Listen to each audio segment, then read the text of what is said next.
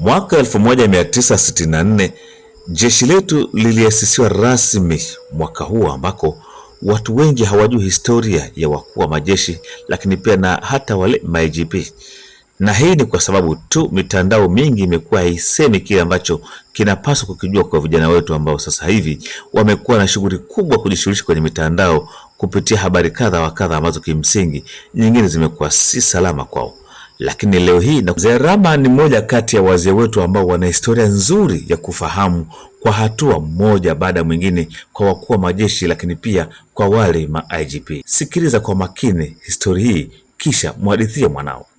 JWTZ wakati inaasisiwa 1964, mkuu wa kwanza wa JWTZ alikuwa anaitwa Major General Mirisho Sam Hagai Sarakikia. Baadaye akaja mkuu wa pili wa majeshi marehemu mzee wetu Abdalla Twalipo. Alafu akaja mkuu wa tatu wa JWTZ mzee wetu David Bugozi Musuguli. Mkuu wa nne wa majeshi Ernest Mwita Kiaro. Mkuu wa tano wa majeshi Robert Mboma. Mkuu wa sita wa majeshi George Mwita Waitala. Mkuu wa saba wa majeshi Davis Mwamunyange. Mkuu wa nane wa majeshi Salvatore Venance Mabeyo aliyestaafu mwaka jana. Sasa hivi kuna mtu anaitwa Jacob Mkunda, si ndio tukija ma-IGP wakuu wa polisi.